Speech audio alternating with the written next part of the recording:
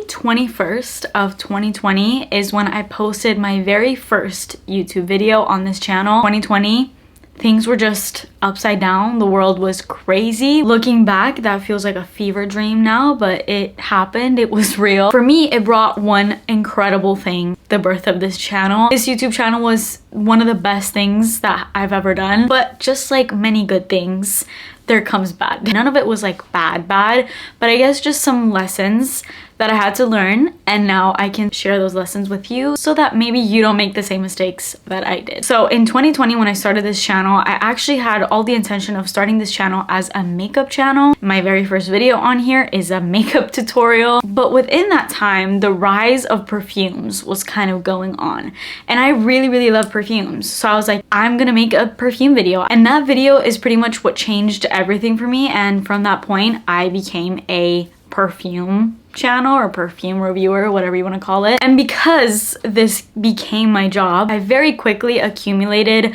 tons of perfumes. I think the biggest my collection was ever at once was probably over 400 perfumes, but I have spent thousands on perfumes. In fact, I feel like if I actually sat down and tried to calculate the number, I would literally faint, I think, if I saw that number, because that number would probably be jarring, even though I kind of know that it's way up there. Now, obviously 6 years later, I'm definitely a lot more calculated with what I bring into my collection, what perfumes I purchase. Obviously, I've learned things along the way and I have a bit more of a business mindset now. But I'm not gonna lie, in the beginning, my perfume purchases were kind of disguised by the fact that I had this YouTube channel and it was a job and they were tax write-offs. So I kind of excused myself from buying so much. And also, when I was purchasing an influx of perfumes and when I was doing hauls back to back, that was also the time where my channel grew the most that I have ever seen it grow. But I was buying so much that even though my channel was bringing in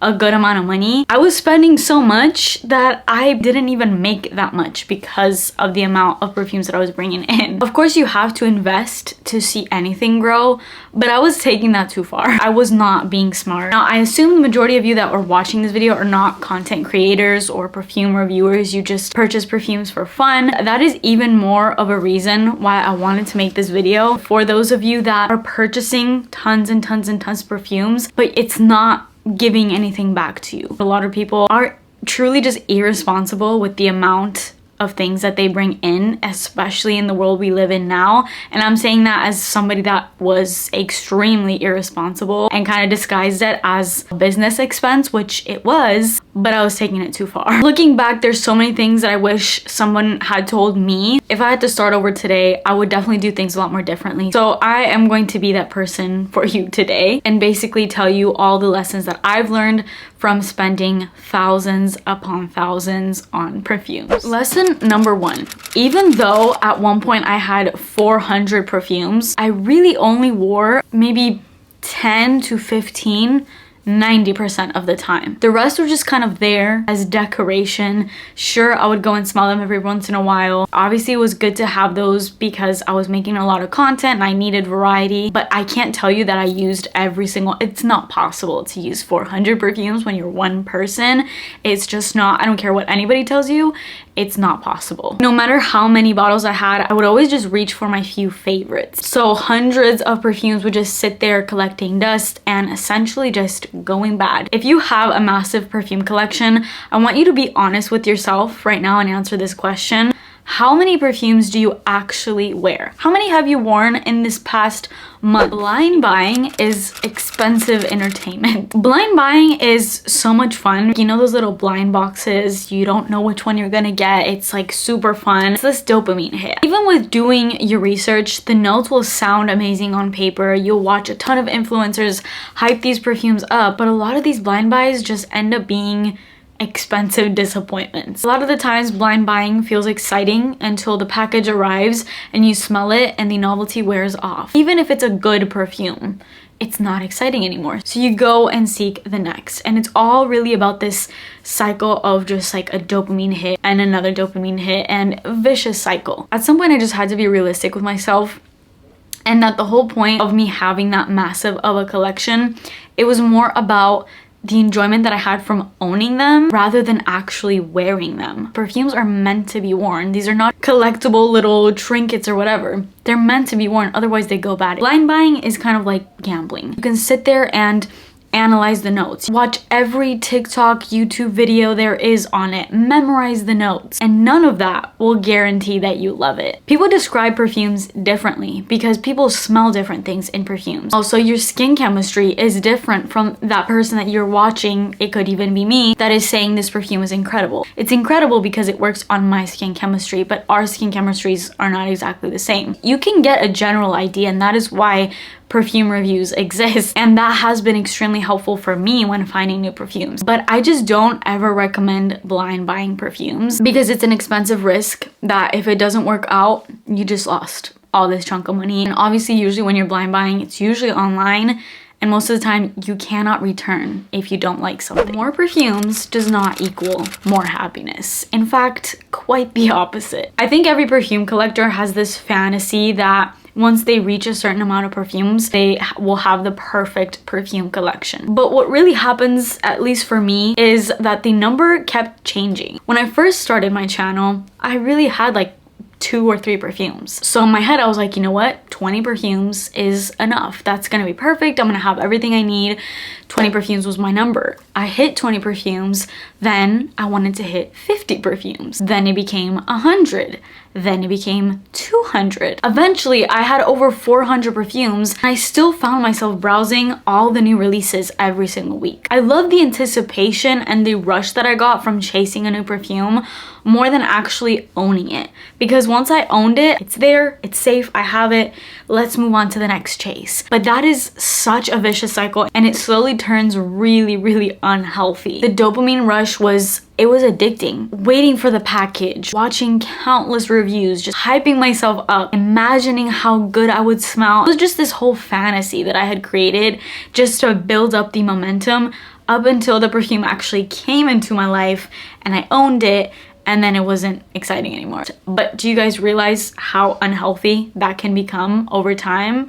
That can quickly spiral into an addiction. The next lesson I've learned from spending thousands on perfumes is that expensive does not always mean better, especially when it comes to perfumes. And I have kind of made my channel all about this topic really because I really like to focus on affordable perfumes. And I've even had people mad at me when I rave about affordable perfumes, body mist especially. Some people in the comments will be like, I would never wear a body mist. I'm gonna stick to my Chanel's. And I'm like, girl, you realize that's just a mindset. Having smelled so many perfumes from super, super high end, up in the 400s kind of perfumes, even 600s. And then I've also smelled perfumes on the complete opposite end that are like 20, 30 bucks. I can't tell you how many times these expensive perfumes have performed so poorly on me. Like they last 1 to 2 hour max, but then the affordable ones literally outperform them by a million. It will be the most inexpensive perfumes that you have that will get you the most compliments. And I know it's not about seeking compliments. Obviously, that's not why you wear perfume. You wear perfume because you enjoy it. But do not lie and tell me that you don't love it when somebody compliments how good you smell. That is one of the best compliments ever. And people sometimes are like, why are we chasing compliments? Be for real. We all love a good compliment, especially with how you smell. That is one of the best compliments ever in my opinion. And literally the cheapest, I mean cheapest perfumes ever have gotten me the most insane, the most memorable compliments.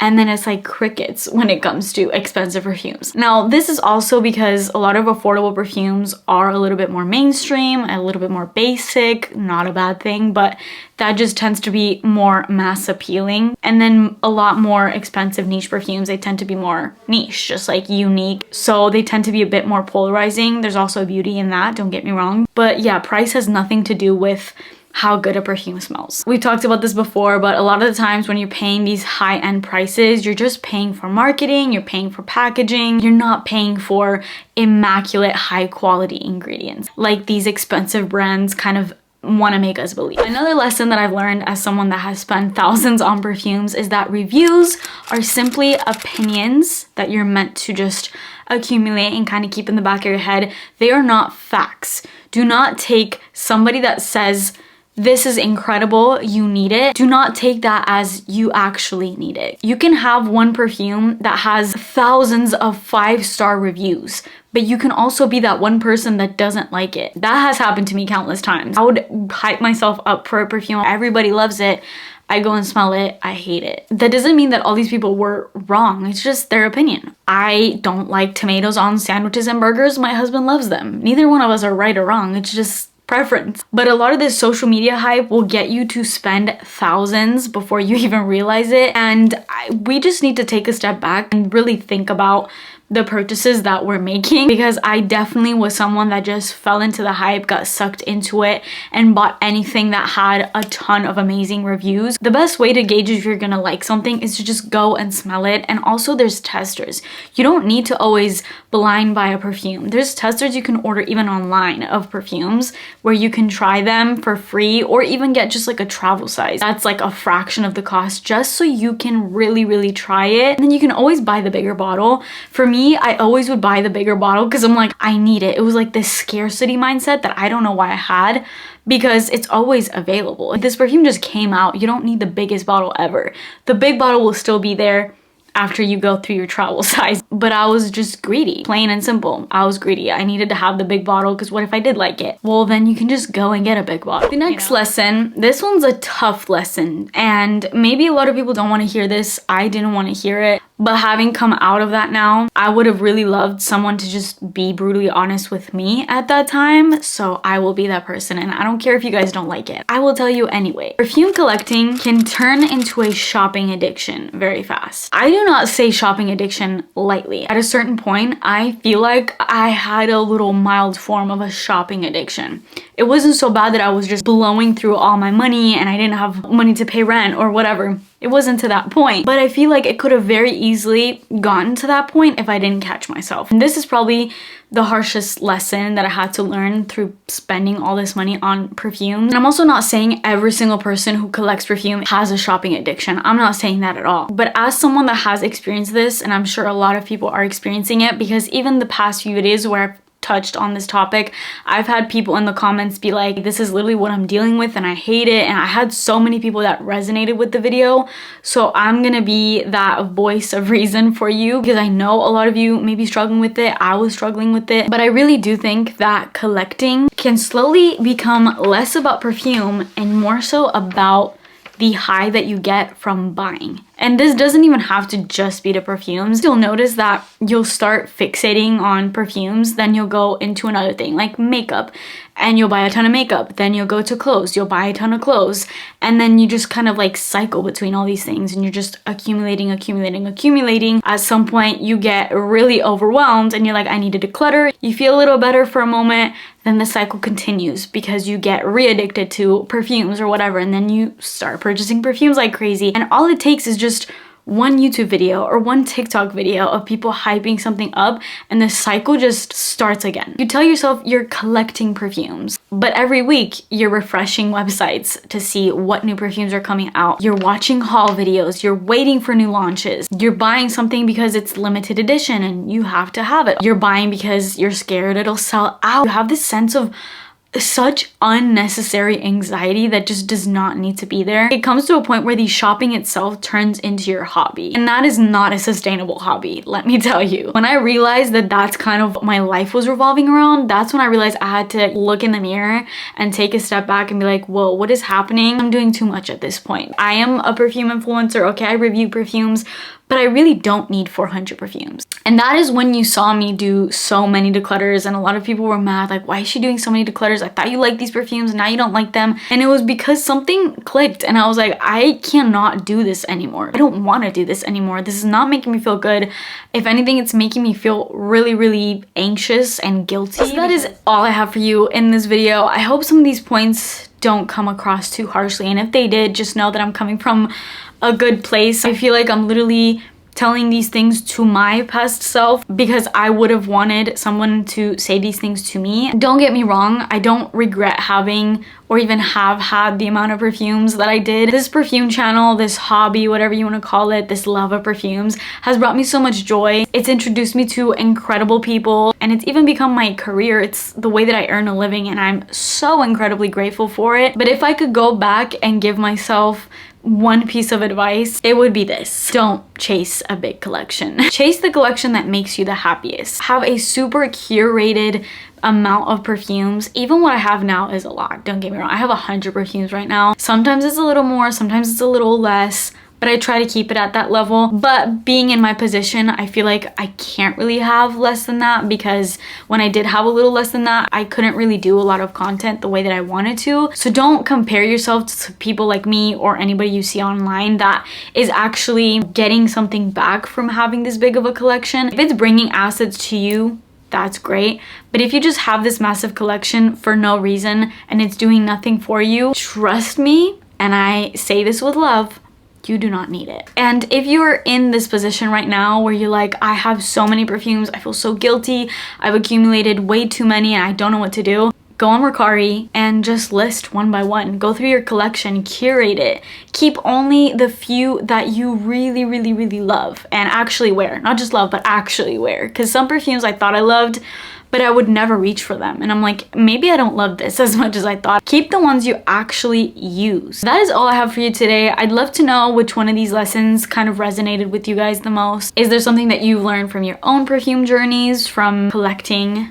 an incredible amount of perfumes? And also let me know if you are like, you know what, I have 500 perfumes and I'm completely happy with it. I don't think it's a problem. It's not causing any stress to me. I would love to hear that as well. This video is mainly for those people that actually are feeling some type of way about having too many perfumes. I hope this resonated with you in one way or another. Let me know in the comments. That is it for me today. Please subscribe to my channel if you haven't already and turn your post notifications on, and I will see you in my next video. Bye.